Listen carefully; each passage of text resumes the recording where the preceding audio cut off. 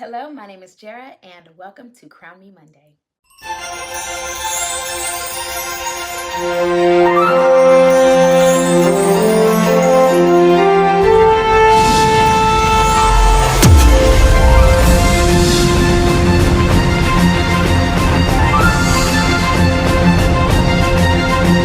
Do you know who you are? Do you know who you are in the spirit? Do you know what you carry?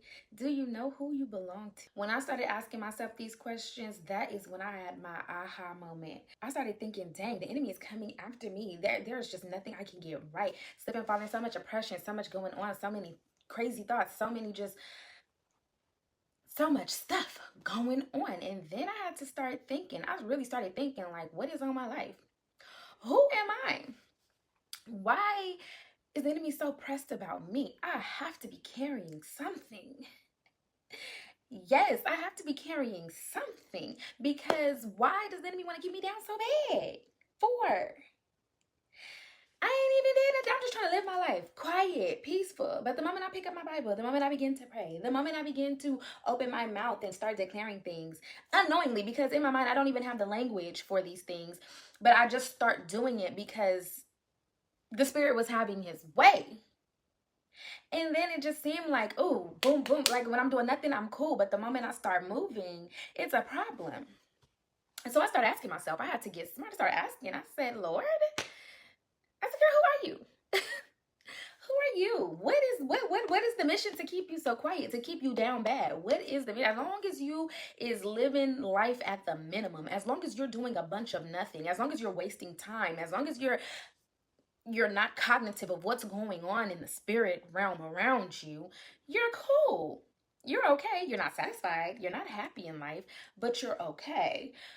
But the moment you start doing things for the Lord, here it comes. So I got down on my knees. I said, Lord, what is this?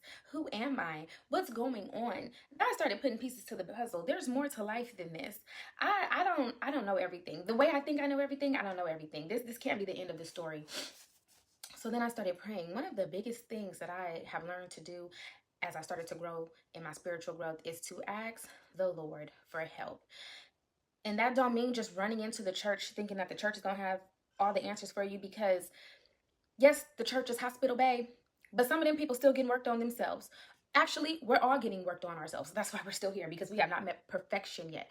So I started praying. I started praying for mentors, a spiritual mother to help me develop, to grow, to gain some type of understanding, because I couldn't get it on my own. Those are around me, they couldn't give me what I needed to help grow, because some things I was experiencing that people around me was like, no, I've never experienced that before. So I'm like, okay, Lord, you're going to have to help me. Who am I? What's going on? What is it about me where I just, anytime I decide to make a move, it's like, keep her quiet. Keep that one right there. Keep her quiet. Okay. Okay. I see I'm God's child. One thing I learned is I am God's child.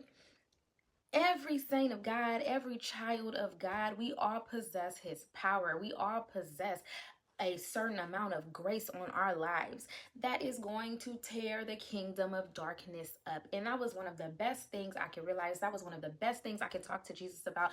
And as I got closer to him, he began to lead me to a mentor. He led me to community. He led me to places where I can grow and thrive. And I've been doing good, growing in my grace, growing in my gifts, and most of all, getting understanding of who I am, which is God's daughter. And so are you. You are a child of God. You carry his gifts, you carry his grace. God said that we will do so much more than he did while he was here. And so I said, Lord, well, something must be off, because I'm not operating like that. I'm not even doing a portion of what you did, let alone doing so much more. And so that led me to someone who was like, well, you need to be in deeper relationship. And learning how to be in relationship with God and being intentional was the greatest gift.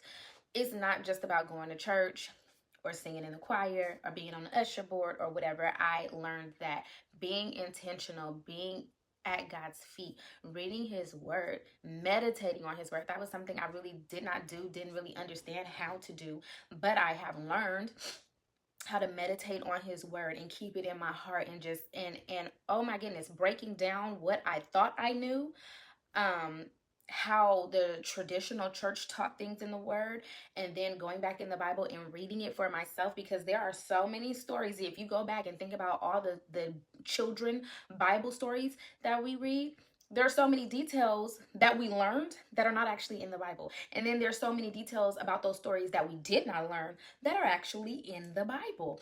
So reading the word for myself and not keeping the blinders on of I already know this, taking those blinders off and sitting there and reading the word like it's this baby. It's my first time hearing this story, because there's so many details that have either been stripped away to keep it nice and friendly for kids, or that have embellished the story to make it a little more interesting. So I am here this week to remind you that you are a daughter and a son of the King. I want you guys to be blessed this week. Continue to read his word. Approach it like this is your first time ever seeing it, ever hearing about it. You're a newbie. And then rest on that. Meditate on it. Look up some words that might stick out to you, that you might find interesting. And just be in God's presence. Let him know that you're available to him, and he will begin to change your life. I pray you guys have a blessed week. Don't forget to like, follow, and subscribe.